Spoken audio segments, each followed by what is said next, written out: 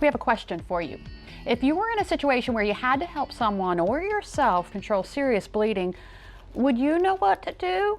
Would you know how to use this device right here, for instance? Stop the Bleed is a campaign that encourages people to become trained on how to help in bleeding emergencies. Now, you can arm yourself with potentially life-saving information, and it's not that hard. Here to tell us more about it and how we can learn locally, this is Rachel Cox. Rachel is the state coordinator for National Stop the Bleed Month. She is also a paramedic with Talbot County Department of Emergency Services. And we just learned from her grandmother here in the studio, she is also Paramedic of the Year for 2019. Awesome. So congratulations. Yeah, congratulations. Thank you very much. We appreciate that. So Stop the Bleed program, how did this start? So it started back in 2015. A group of professionals came together and formed the Hartford Consensus after the unfortunate events of the Sandy Hook Elementary School shooting.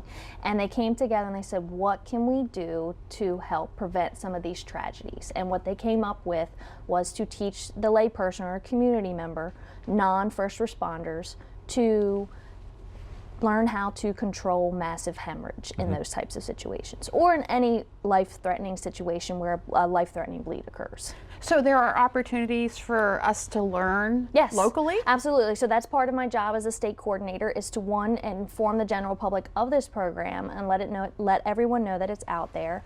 And I'm coordinating across the state to get jurisdictions up and running. You can go to bleedingcontrol.org and search for classes that way, and by state, by zip code, however you wish, and it'll show up a list of the upcoming classes and where to get more information about how to attend. Okay, so tell us more about this. What is so this is a tourniquet. It's a commercial tourniquet. This one is more specifically called the CAT tourniquet. It is what we use during our training, during the Stop the Bleed training. So it's very easy to apply. So I'll just go ahead, Jimmy, if I can just borrow your arm. So we'll just pretend, so to speak, that you have some sort of life-threatening bleed down in this area of your arm. Okay. And for demonstration purposes, I'll put it towards the camera so we can see. So you're gonna cinch this part here tight as you can.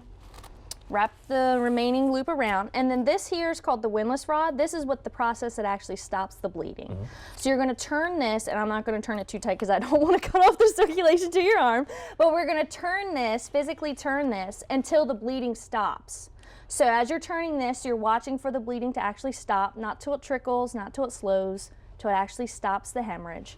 Clip it in place, take the remaining strap back around, put the white tab over, and that's where you would mark the time. So it's important to know the time, so the surgeons and who ends up repairing whatever's damaged knows how long that tourniquet's been put in place. And you leave it there. And you leave it. You don't take it off, you don't loosen it, you leave it in place, and you let the first responders know when they get on scene that you've applied a tourniquet. It's so simple. It is. But it's yet knowledge we didn't realize that we needed to know. Yeah, absolutely. And even in my EMT training several years ago, we were using cravats and popsicle sticks, which I'm sure you know about, but it's the commercial grade tourniquets that are the most effective. And as you see, they're very, very easy to apply, even easier than those cravats and popsicle sticks to use. So that is the importance of getting this information out there and letting people know what it's about.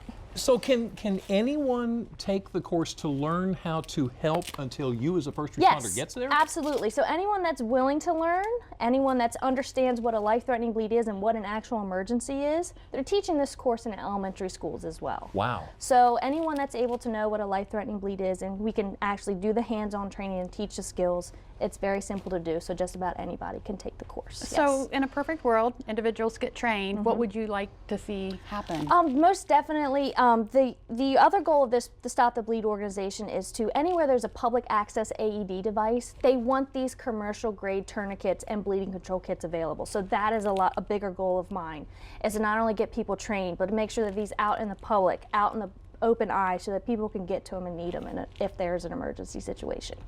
Yep. Rachel, thank you so much. Thank you guys so much. For everything you do, as well Yes. as talking to us today. Thank you so much. Wonderful. I appreciate it. Paramedic of the Year. That's awesome. Right here, sit right here.